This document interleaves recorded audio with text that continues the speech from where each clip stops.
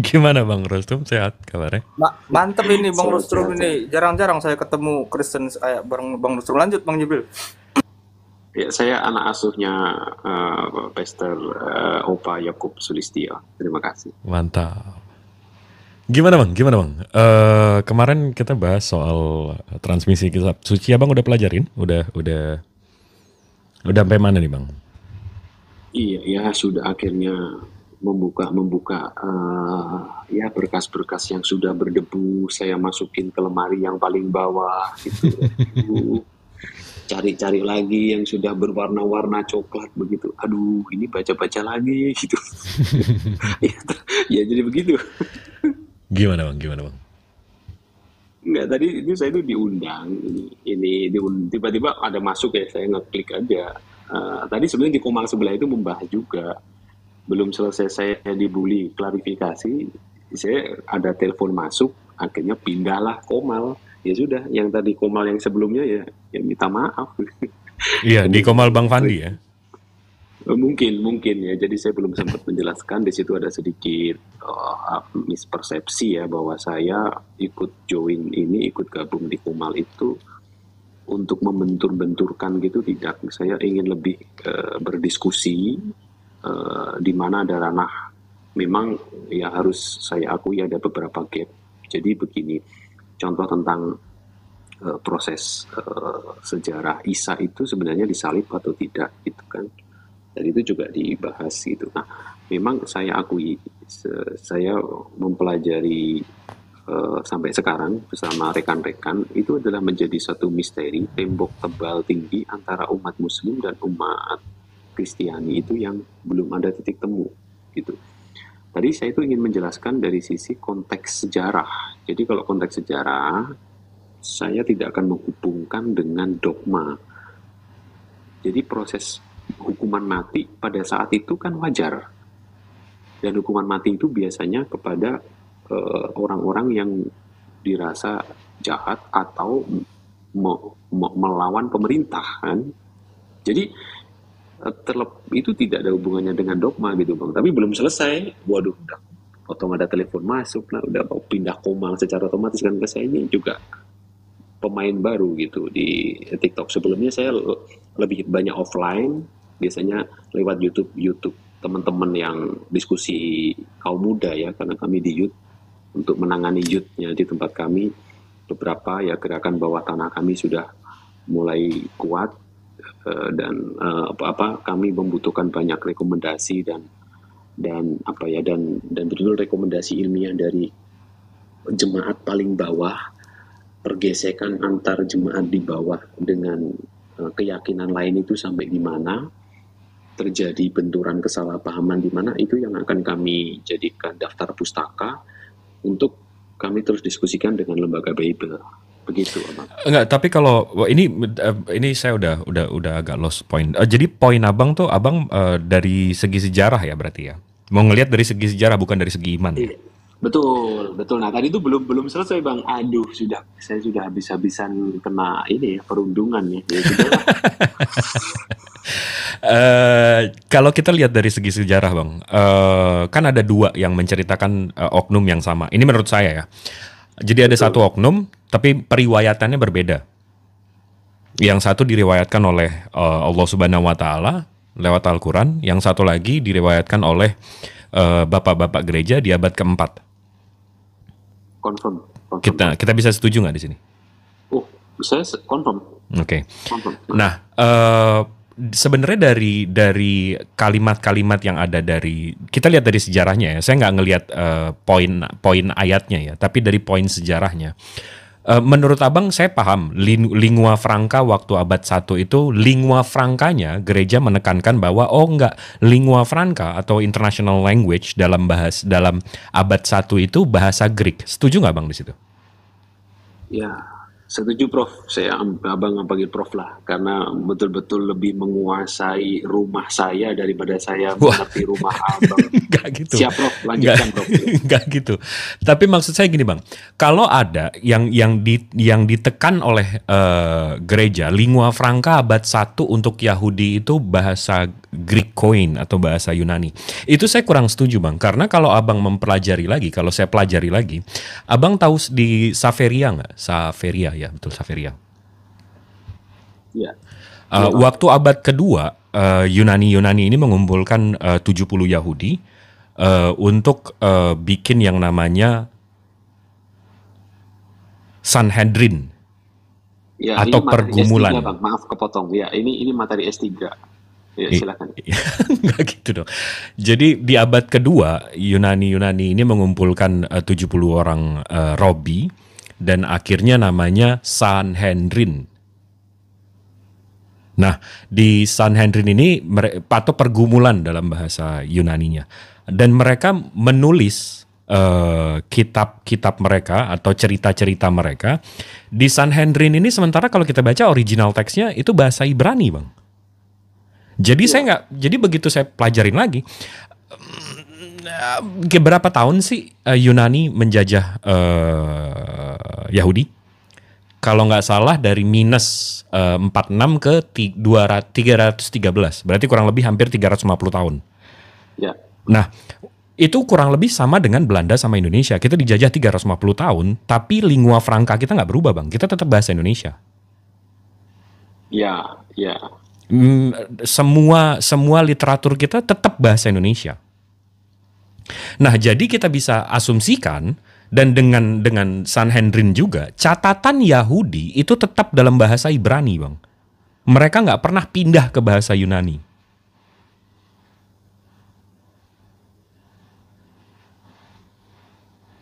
Betul ya? Setuju nggak kita sampai sini? Iya. Nah, jadi tulisan ini kuliah gratis masalahnya. Nah, jadi tulisan di abad keempat ini tulisan siapa?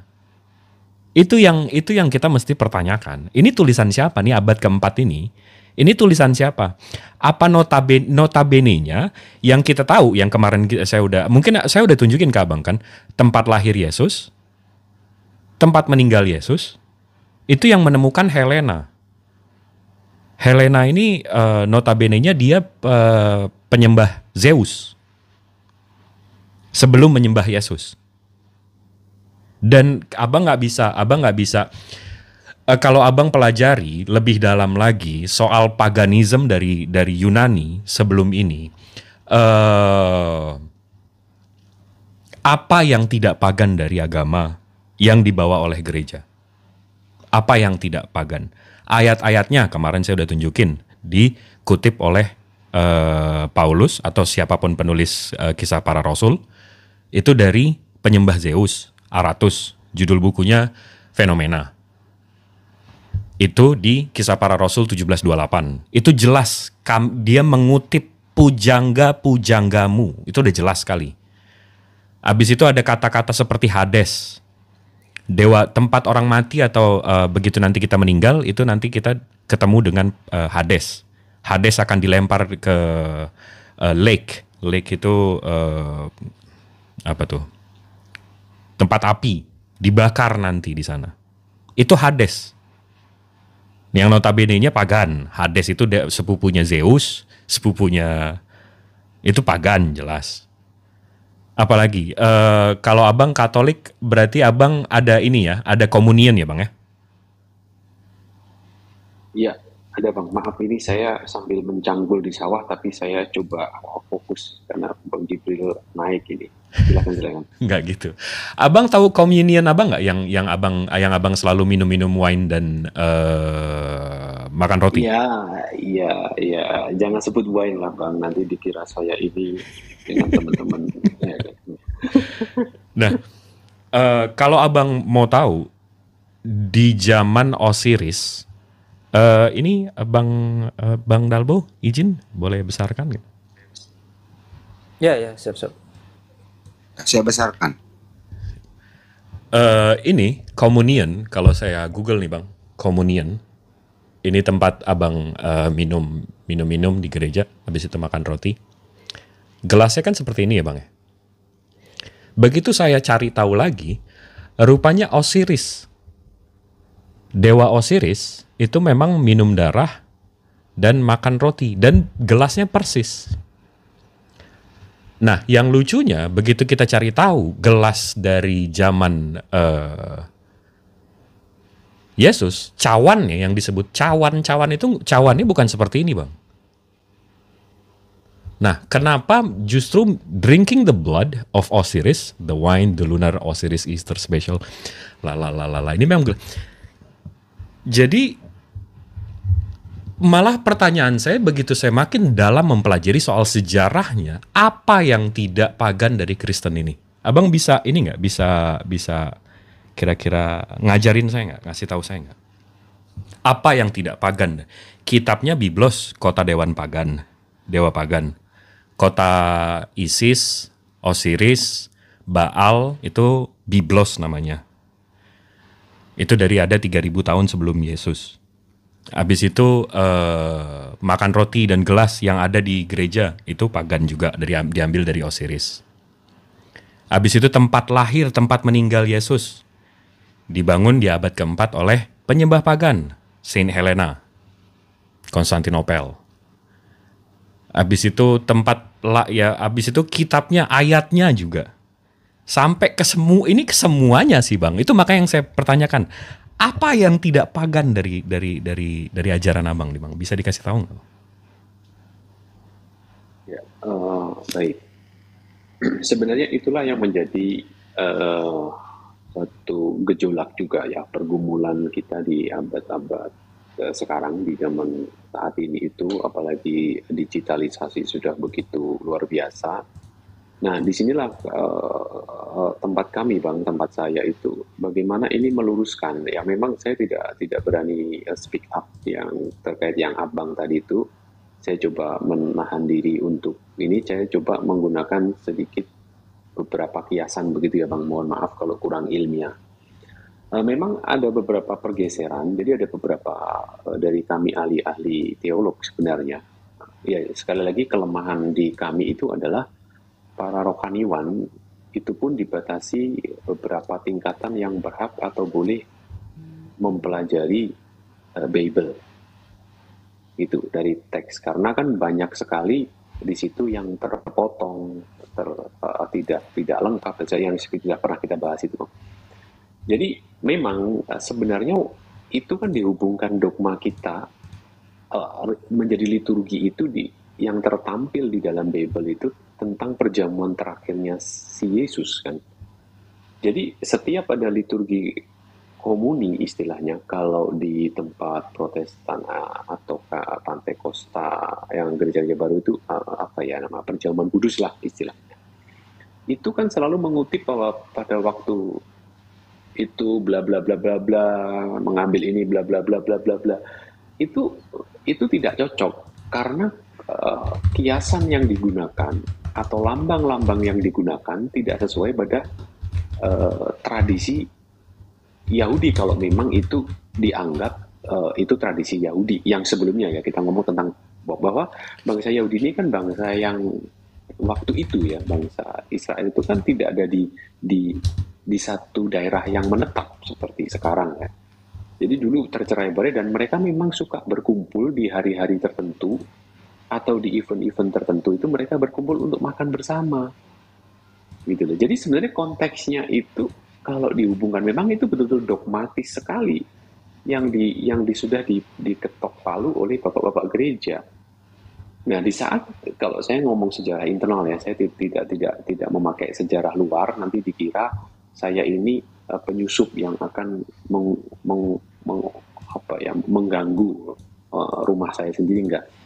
Tapi coba kita kalau kami melihat dari beberapa kontradiksi yang ada, iya, komuni itu kan dari sejarahnya kan bagaimana terjadi perjamuan kudus itu kan diputuskan oleh bapak-bapak gereja untuk memperingati itu. Tetapi dogma itu menjadi bahwa itu sebagai satu penebusan gitu. Jadi disinilah ada satu pergeseran tentang kejadian kematian itu dihubungkan dengan dogma komuni itu. Tetapi ayat yang diambil di saat komuni atau perjamuan kudus itu adalah pada waktu malam sebelum ini bla bla bla bla mengambil ini mengambil itu hanya makan bersama, tidak ada hubungannya dengan suatu ritual. Ini sementara seperti itu ya Bang. Nanti mungkin 1 menit lagi saya sambil jalan ini. Oh, oke. Kalau Abang jawabannya soal minum kudus dari cawan yang tadi kebetulan sekali gelasnya dengan Osiris sama, minum darah Osirisnya juga kebetulan sama dan seterusnya. Oke, kebetulan lah.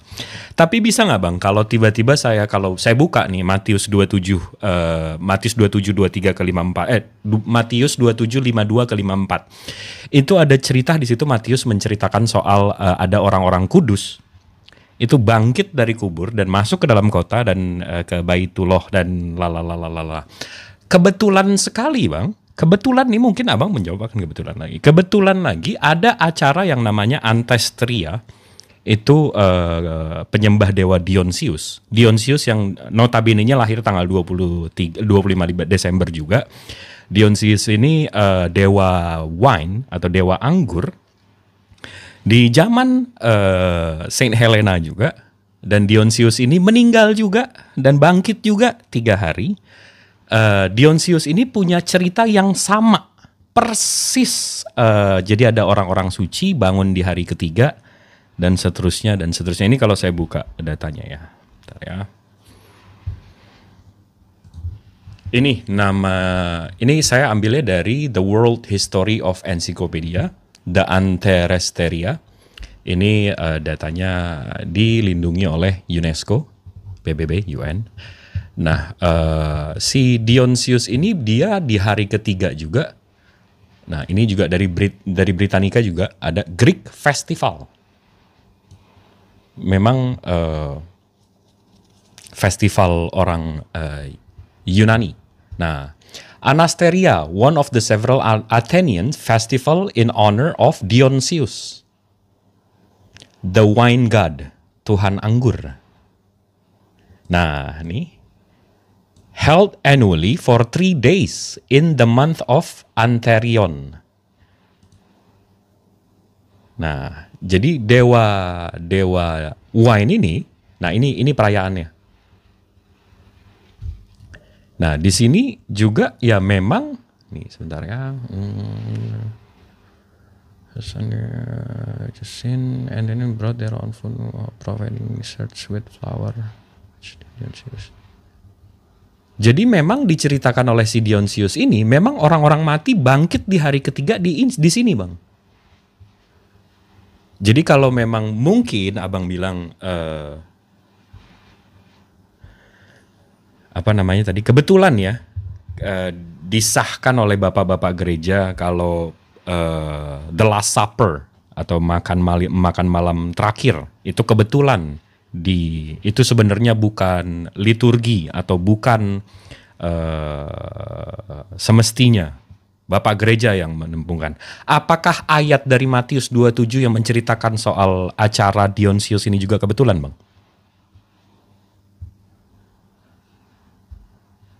Oke Bang, ini benar-benar bentar. Saya harus ini agak sedikit silent ini bentar. Oke, Abang bisa paparkan selama saya tidak ada interupsi dan sanggahan, ya saya secara knowledge akan menerima itu Bang. Bisa dilanjut dulu Bang. Bukan, tadi kan saya tanya, ini komunian Abang atau ini kan gelasnya minum darahnya itu diambil dari Osiris. Habis itu Abang bilang, oh itu acara yang diresmikan oleh Bapak Gereja dan kebetulan itu sebenarnya liturgi itu bukan acara yang seperti pagan-pagan itu, betul nggak? Oh iya, jadi begini. Saya tadi lebih tajamnya begini. Maaf ini untuk teman-teman Kristen ya, jika salah paham bisa offline dengan saya nggak apa-apa. Jadi konsep komuni itu ya tadi kan saya bahwa memang dalam sejarah kita kan menjadi, makanya di gereja Katolik kalau teman-teman menyimak apa yang dikatakan oleh Pastor Romo saat mau ada prosesi komuni, itu selalu mari kita menjalankan atau mengimani misteri iman kita, kan begitu. Pasti ada kepotong kata-kata misteri iman kita. Bahwa iman itu berarti diakui, tetapi jemaat awam kan tidak memahami jika ada Romo yang berkata begitu. Misteri itu lebih berbelok kepada sesuatu hal yang supranatural gitu. Bukan, menjadi misteri itu karena dari sisi sejarah terbitnya komuni diputuskan itu dari tradisi mana. Jadi saya menyampaikan, Bang, kalau misalkan memang itu diambil dari tradisi, oke lah. Karena Yesus melakukan itu, anggap saja Yesus itu melakukan. Ya, saya mengatakan anggap saja. Dan saya waktu diskusi dengan teman-teman di Israel yang ini, apakah ada sih tradisi orang Yahudi atau bangsa Israel sejak turun-temurun itu tentang makan bersama? Oh, ada. Ada yang setahun sekali, ada setiap hari raya apa, ada yang setiap bulan keberapa, begitu kita makan. Oh begitu. Terus apakah ada lagi tradisi makan-makan yang lebih ekstrim atau berkumpul yang lebih ritual? Nggak ada. Ya mungkin ada keluarga atau ada sidang-sidang, kita ada prosesi makan. Gitu Bang. Jadi tadi saya sampaikan menjadi misteri bahwa itu masih menjadi sejarah oleh para teolog-teolog. Ya, teolog dalam tanda kutip ya Bang, karena tidak semua teolog bersedia untuk melakukan research atau diskusi sains itu dari kritik sejarah. Jadi kritik sejarah dan budayanya sudah tidak bisa mengkonfirmasi dari munculnya komuni ini yang diambil dari pengucapan saat prosesinya, itu diambil dari ayat pada waktu malam sebelum ia mengambil ini. Itu tidak ketemu secara historinya begitu Bang. Seperti itu Bang. Oke, itu saya paham. Jadi abang bilang ya mungkin kebetulan diambil ininya. Tapi ini bang, ini yang saya agak susah nih. Saya kalau jadi abang juga saya bingung. Saya akan bingung ngelesnya kemana nih.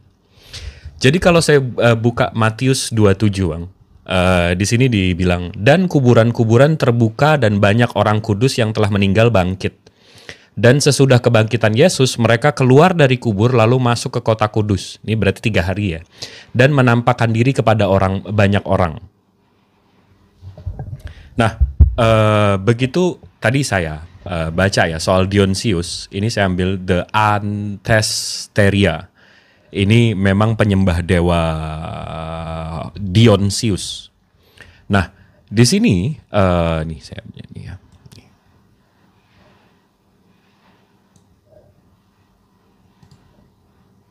Saya translate. Anggur sangat penting sehingga Dionysius dirayakan setiap tahun untuk pembuatan anggur baru. Selain itu, karena arwah orang mati berkeliaran di kota pada Anthestorian ke-12 dan ke-13 yang sial. Festival ini juga mengingatkan kita bahwa orang Athena dan orang Yunani kuno pada umumnya sangat percaya tahayul. Nah, di sini diceritakan, Bang, memang mereka bangun hari ketiga, habis itu ke kota, habis itu mereka menyiapkan ini. Jadi acaranya itu 3 hari, mereka menyiapkan menyiapkan makanan untuk orang yang mati nanti, orang-orang yang suci nanti bangkit ke kota itu untuk makan. Hari ketiga ini terjadi di ruang dalam, biasanya tertutup kecuali malam ini di kuil Dionysius, dirawat dan detailnya dirahasiakan. Ini di hari Pot namanya, adalah hari terakhir didedikasikan untuk pemujaan orang mati. Jadi nggak cuma last supper-nya, nggak cuma makan bareng sama orang Yahudinya Yesus habis itu dapat anggur dan seterusnya, tapi di cerita kitab abang di Biblosnya itu memang diceritakan cerita yang sama persis dengan dewa Dionysius ini. Yang notabene-nya Dionysius ini kalau saya mau buka lagi ya soal Dionysius nih, kita buka soal Dionysius. Nih soal Dionysius. Ini details soal Dionysius atau Bacchus ya. Ini ininya. Dionysius was born a virgin on December 25th. Ya, dia lahir tanggal 25. Habis itu kalau saya translate, dia adalah putra Bapak Surgawi, si Dionysius ya. Habis itu, nih saya translate lagi. Sebagai anak suci, Bacchus atau Dionysius ditempatkan di buayan tempat tidur bayi, palungan. Di antara binatang buas. Habis itu, ini translate. Dia adalah dewa pohon anggur dan mengubah air menjadi anggur. Habis itu, nah nih. Dewa melakukan perjalanan ke dunia bawah untuk menyelamatkan orang yang dicintainya. Muncul dari dunia orang mati setelah 3 hari. Ini saya baca ini, wallah berasa dejavu. Bentar nih, translate lagi. Bacchus atau Dionysius dianggap sebagai bapak, pembebas, dan penyelamat. Habis itu, nah ini yang paling, ini Dionysius dianggap sebagai putra tunggal, raja segala raja, dewa para dewa, pembawa dosa, penebus yang diurapi, Alpha dan Omega. Which is cocok, karena dia memang berbahasa Yunani. Lingua franca ini dia Alpha dan Omega memang. Nah, itu gimana itu Bang? Apakah sebuah kebetulan? Apa gimana itu Bang? Iya, baik. Maaf kalau ada noise di samping-samping. Ya, ya, terima kasih Abang, sangat santun sekali dalam memberikan satu telaah terhadap beberapa irisan-irisan daripada konsep-konsep keyakinan kami ya. Jadi disitulah ada satu, saya juga sudah dan masih terus melengkapi dengan beberapa literasi tambahan begitu terkait dengan konsep ini Bang. Jadi memang kalau dibilang ada kemiripan ya saya tidak bisa menyanggahnya gitu. Karena apa, dari tentang pemberitaan tentang ketuhanan, tentang Sang Pencipta ini kan terjadi istilahnya apa ya, terjadi missing gitu.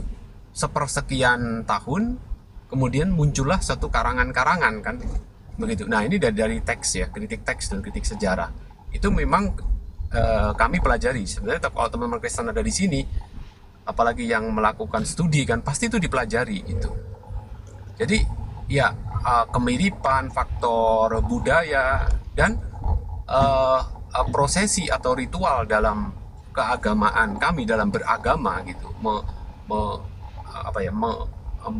menerjemahkan atau mengekspresikan tentang berbakti atau beribadah kepada Sang Pencipta itu terjadi perbedaan yang cukup jauh ya antara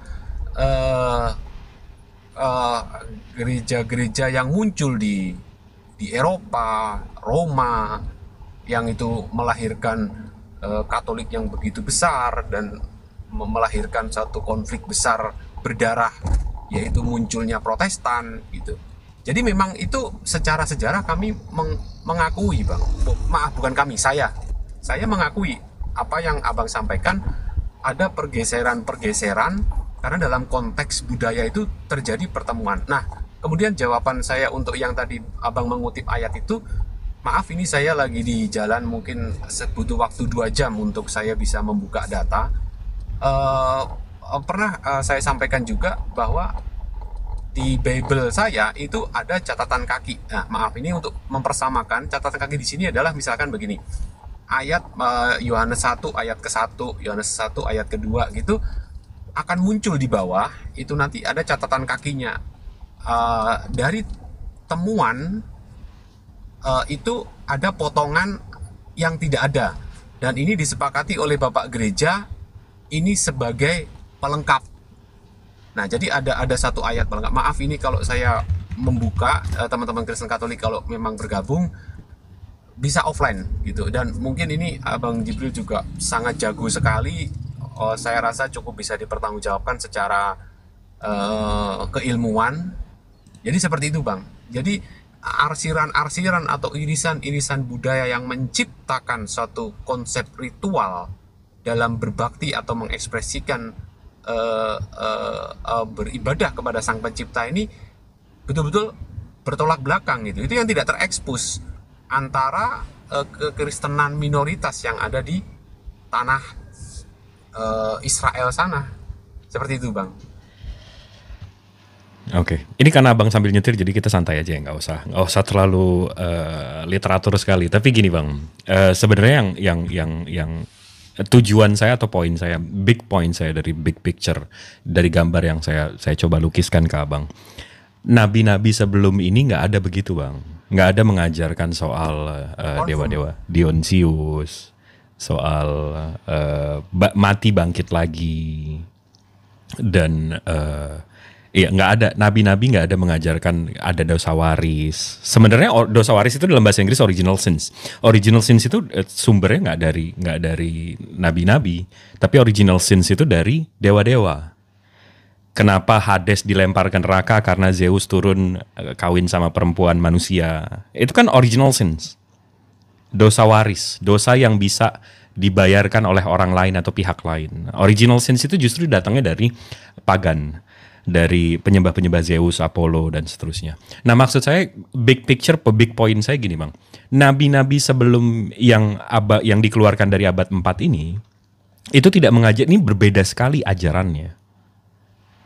Jadi kalau memang orang-orang yang sudah mempelajari kekristenan, semestinya at least jujur bahwa memang agama Kristen, Katolik, Protestan atau semuanya ini memang infusing dari ajaran nabi-nabi dengan pagan-pagan Yunani. Infusing, memang diffusing, memang sama, memang ya itu, dari nama-namanya, dari cerita-ceritanya, dari komunion-komunionnya. Nggak pure lagi ajaran Abrahamik. Sampai situ abang setuju nggak? Ya, jadi oke, confirm. Saya boleh menambahkan penjelasan, Bang? Silakan bang, silakan. Iya, jadi disitulah kalau kami, jangan kami lah, nanti saya diprotes lagi, di email lagi itu. Kalau ngasih teguran nggak lewat online, Bang. Saya di email, Bang. Official sekali ya. Iya, jadi karena memang itu nanti itu seperti yang dialami oleh senior kami ya, 2 senior kami, seperti Om Erastus dan Opa Sulistio itu juga gitu, somasi secara legal begitu. Jadi memang kami secara secara histori, secara sejarah itu kami mengakui secara akademis bahwa ada pergeseran-pergeseran, akhirnya di prakonsilian segala macam kita jadi menyinggung ke sana ya. Itu karena ada sekian banyak praktek-praktek yang tidak sama gitu. Praktek-praktek pemahaman yang tidak sama, akhirnya muncullah ada prakonsili dan seterusnya itu sampai menentukan ini prosesi liturginya seperti apa. Itu semua kan dari hasil Bapak Gereja Konsili di abad-abad sekian ya, setelah ada satu masa vakum ya, kalau menurut bahasa saya coba sederhanakan sekali, secara akademis itu ada suatu masa-masa vakum di mana itu tenggelam gitu, dan kemudian ditarik kembali. Nah akhirnya yang mendominasi apa adalah tradisi-tradisi lokal yang mendominasi terbentuknya suatu ritual. Seperti itu bang, silakan. Nah, kenapa setelah itu 200 tahun setelah gereja menciptakan Kristen, 200 tahun setelah itu di tahun 571 akhirnya turunlah atau dipilihlah Nabi Muhammad sebagai Rasulullah, sebagai nabi penutup. Nggak ada nabi-nabi setelah itu, nggak ada rasul-rasul setelah itu. Nah pertanyaan saya, abang udah tahu kan ajaran abang yang Katolik atau Protestan atau Kristen ini sebenarnya sudah tercampur ya itu tadi abang, liturgi-liturgi atau ajaran-ajaran yang memang bukan dari Yesus atau Yehosua. Sebenarnya nama Yesus aja bukan dari Yehosuanya sendiri. bukan dari pihak pertama. Kenapa abang masih menolak kebenaran nabi-nabi sebelumnya dan nabi terakhir ini, bang? Ada apa? Ada apa, bang? Ada apa? Oke bang, ini saya agak sedikit nanti maaf kalau para penyimak-penyimak setia ini saya sedikit nggak ilmiah, mungkin saya sedikit coba tarik ya, ada satu konsep-konsep filosofi. Maaf kalau agak noise ya bang, ini pasti noise ini. Santai, Kalau, santai. Ada sensor-sensor yang mestinya nggak ini. Ini kata teman-teman saya, abang di sini bahasa Inggrisnya bagus. Kalau abang takut oten-oten lokal, abang pakai bahasa Inggris aja bang, biar mereka nggak paham. Saya alhamdulillah, I speak English fluently loh. So I think it's safer for you.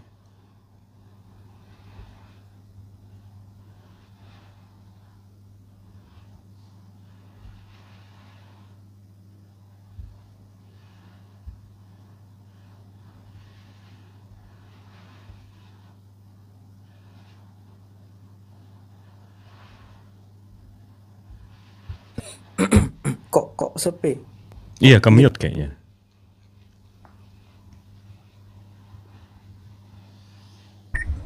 Oke, Bang, bisa minta waktu 1 menit saja. Boleh? Saya ada sedikit online. 1 menit.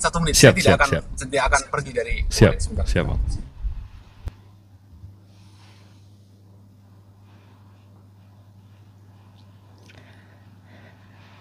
Gimana, Iwan Villa? Sehat di sini, abang-abangku? Nih, Bang Zuma monitor?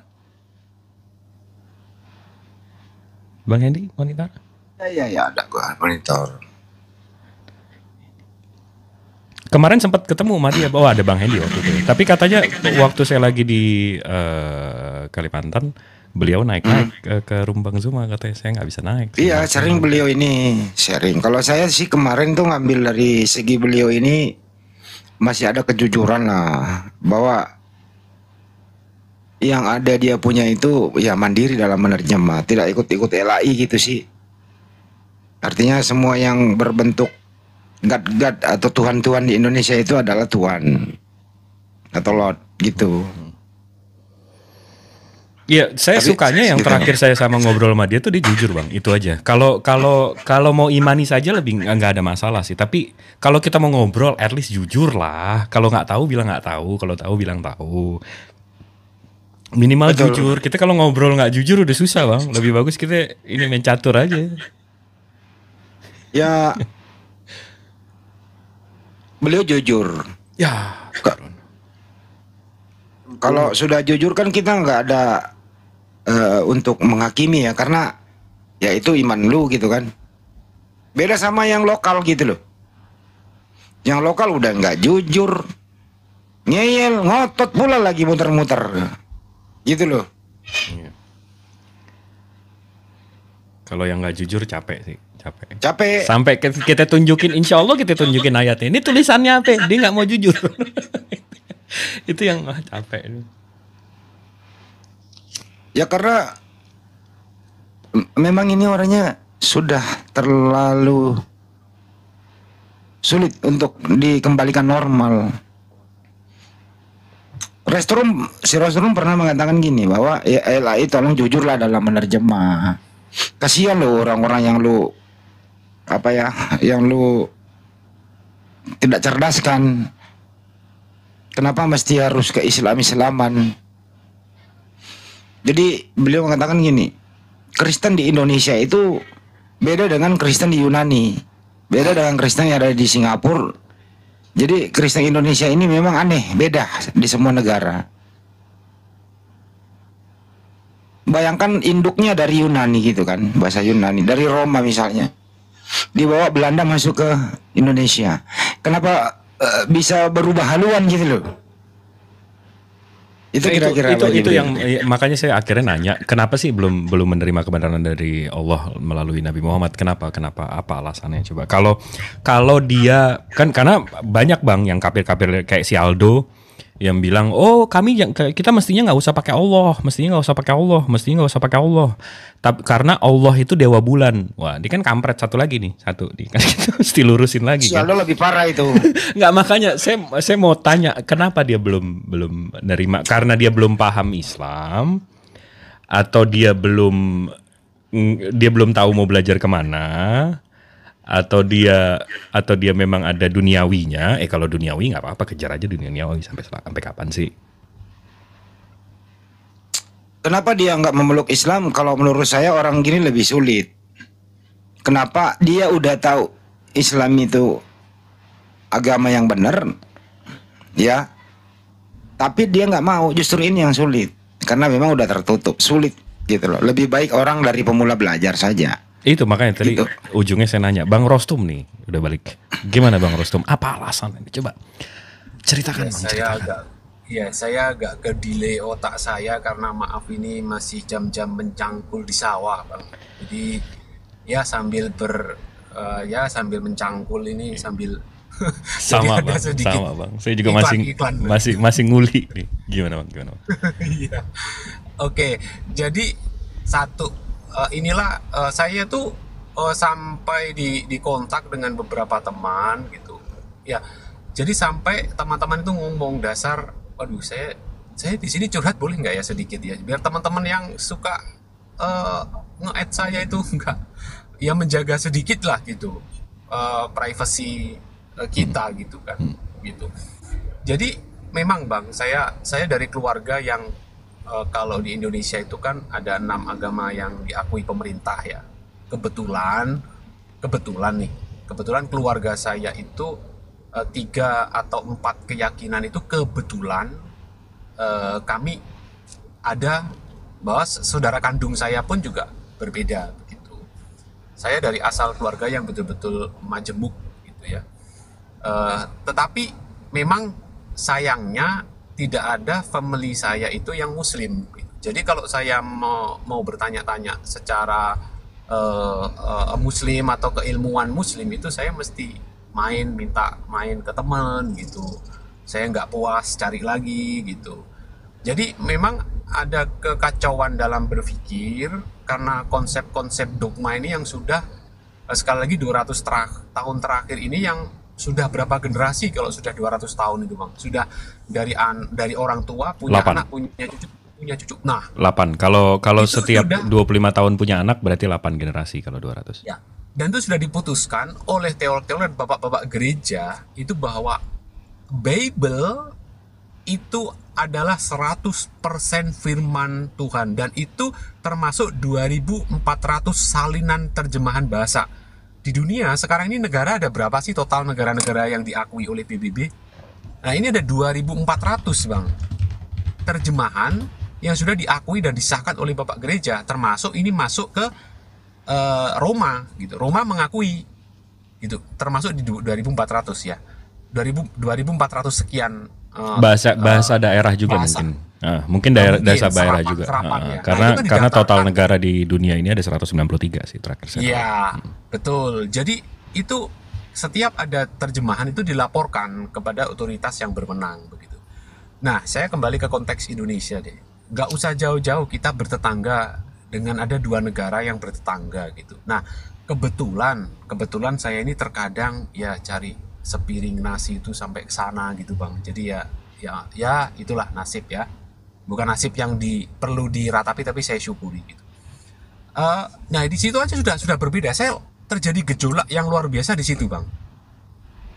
Ini kok ada perbedaan teks, perbedaan terjemah. Bahkan ada beberapa teks Melayu itu yang tidak ada muncul. Melayu itu kan mirip bahasa Indonesia. Menurut saya Abang kalau mau mempelajari, Abang bisa bahasa Inggris kan?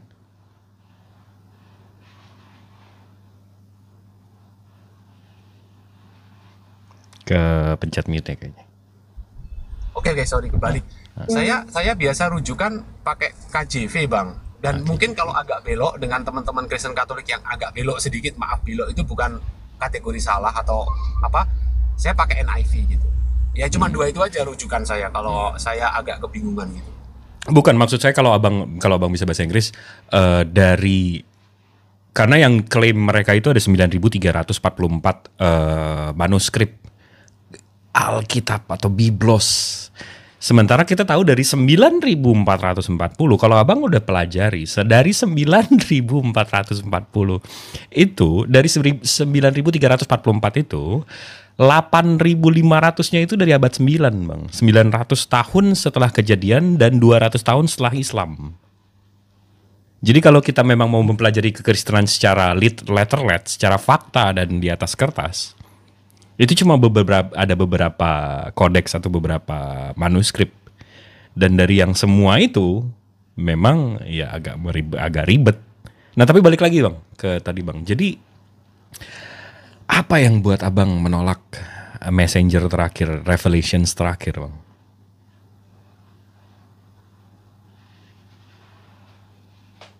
Oh, ini oke.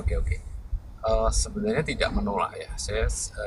Saya pribadi sedang saya ini betul-betul membuka diri saya, ibaratnya saya punya wadah, seberapa kapasitas itu bisa nggak dimaksimalkan wadah saya ini untuk menerima, dan saya harus berimprove seperti apa supaya gejolak-gejolak dan ini bisa saya punya wawasan gitu, yang memang yang saya cari adalah tinjauan akademis ya, Bang.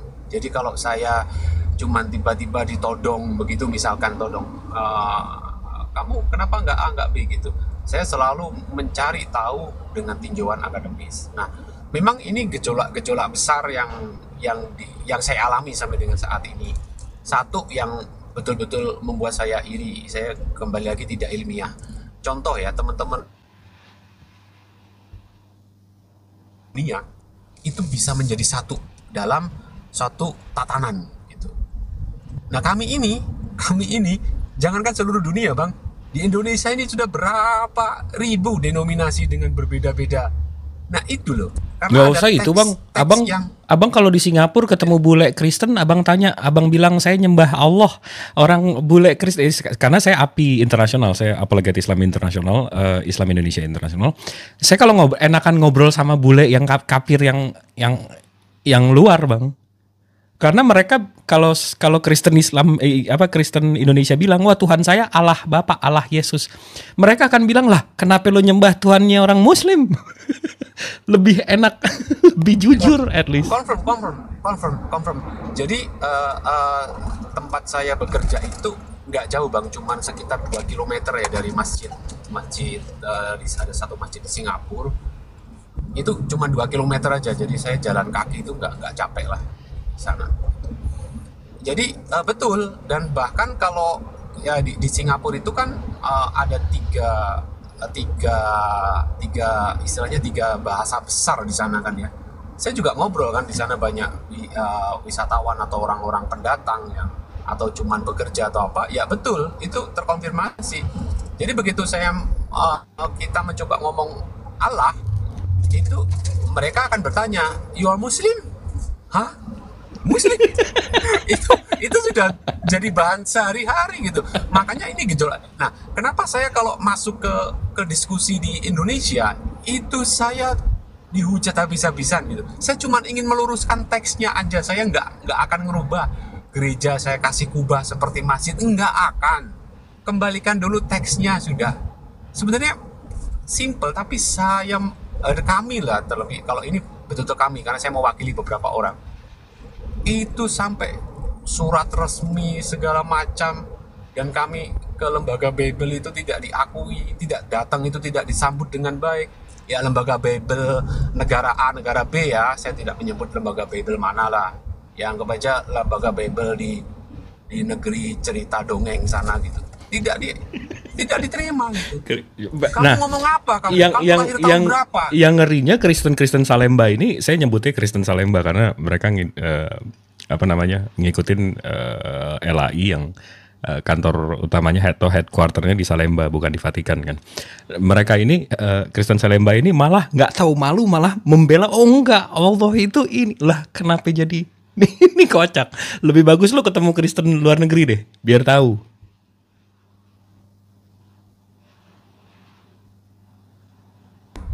Iya, iya, iya. Oh, ini terputus ya? Saya yang terputus atau abang yang Enggak, koneksi? aman. Oke. Iya kan kami ini kan ya berdagang, jadi kami ini bertemu dengan banyak komunitas gitu.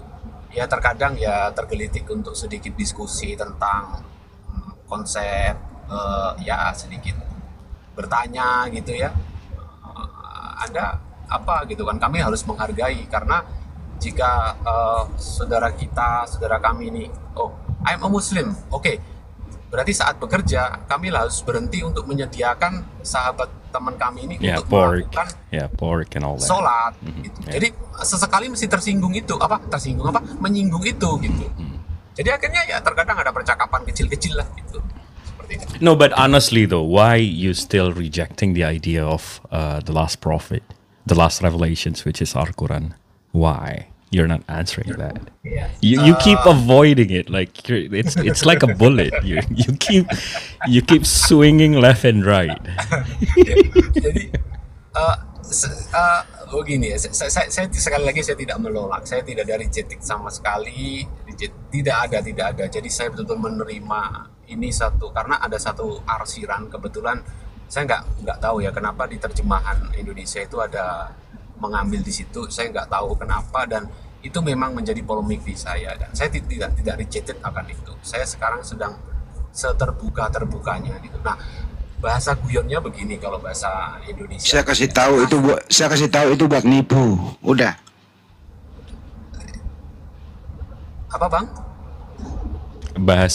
Menggunakan Apa bang? bahasa diksi-diksi Islam itu untuk menipu.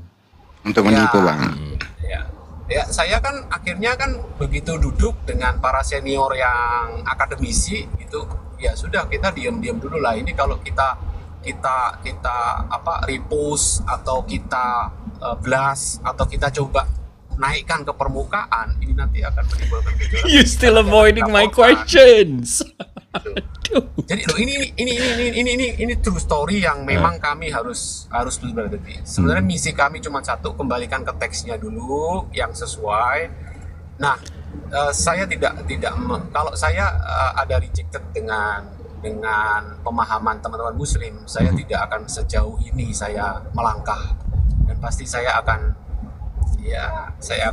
close semuanya seperti itu. Saran saya sih Bang, menurut saya Abang udah di posisi kayak gini, udah mempelajari ajaran Abang sendiri sejauh ini, pasti Abang sudah mempelajari keislaman juga. Saran saya sih belajar Islam jangan dari pembenci Islam, tapi belajar Islam dari yang memang benar-benar memahami soal Islam. Contohnya ada ustadz, kalau abang mau mempertanyai soal fikih, soal internal Islam, itu ada Ustadz Tahta, ada Ustadz Hanafi, ada Ustadz Wafi.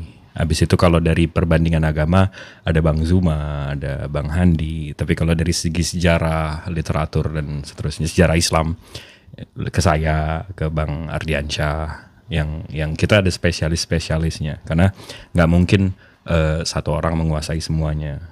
Jadi menurut saya, kalau abang mau mempelajari, saya yakin abang sudah mempelajari soal Islam. Dan either memang abang cover.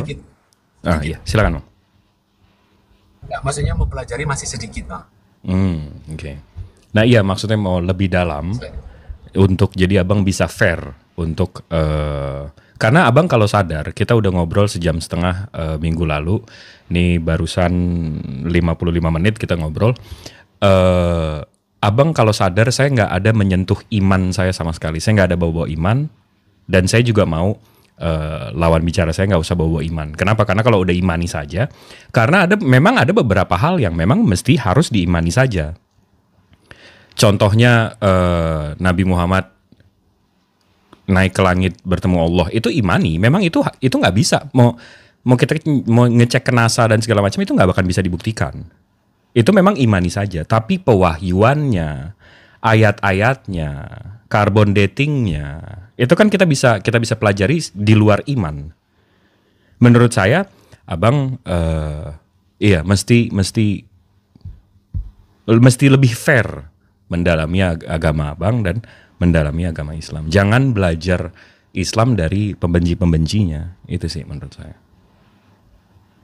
Karena saya yakin di posisi abang mempelajari Islam pasti dari pembenci-pembencinya.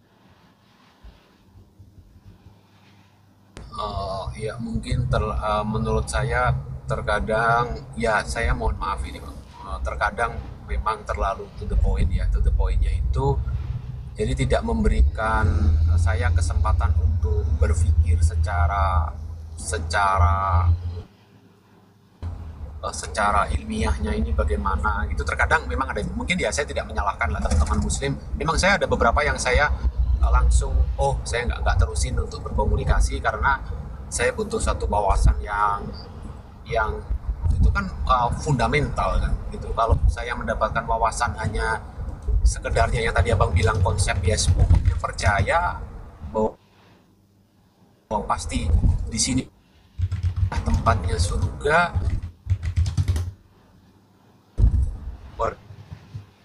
Tapi kalau sudah terbuka dengan satu ide-ide, gagasan-gagasan yang berdasar pada satu konteks sejarah, kemudian dari sisi keilmuan, dan itu beberapa hal memang tidak bisa kita telusuri secara akademik, misalkan it's okay gitu.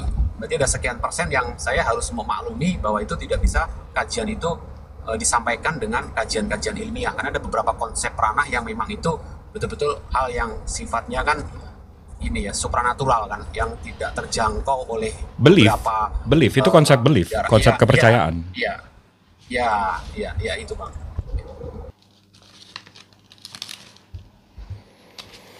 Oke deh, saya juga mesti jalan, udah jam 4.42, saya mesti. Bentar dulu Bang Jibli, jangan kemana-mana dulu. Saya mesti kerja. Saya mau nanya kalian berdua ini. Iya, gimana Bang? Ya, sama Mbak Rosrum juga ya. Apakah Islam atau Kristen itu ajaran pokoknya itu berbeda-beda di setiap negara? Usul ya pokoknya, bukan fikih, bukan cabang. Kenapa? Kalau iya, kalau enggak. Alasannya kenapa? Silakan. Oke, alasan berbeda-beda ya? Atau ada perbedaan gitu ya maksudnya? Iya.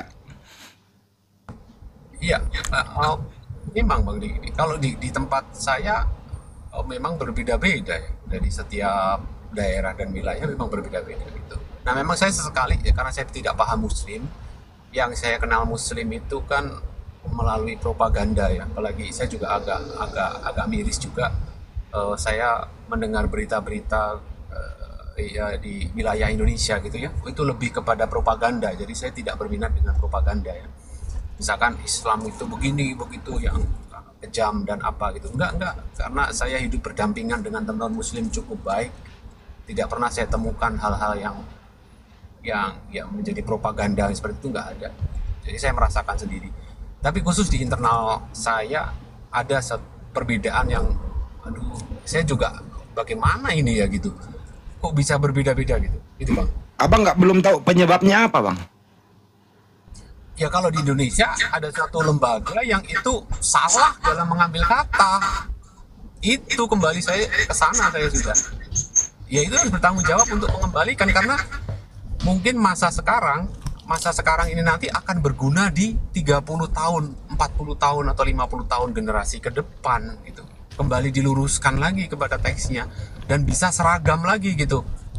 Seragam dengan beberapa negara yang lain yang konsep poin utamanya itu sejalan gitu. Ini masih berbeda-beda dan nggak mungkin ketemu gitu. Mbak Jibril. Iya, kalau di Islam ya, saya kebetulan saya kuliah di luar, kerja di luar, sempat kerja di luar juga. Total hampir 7-8 tahun, hampir sepertiga hidup saya di luar. Dan di beberapa negara, nggak di satu negara juga. Alhamdulillah yang saya lihat Islam di berbeda negara juga tetap satu sih.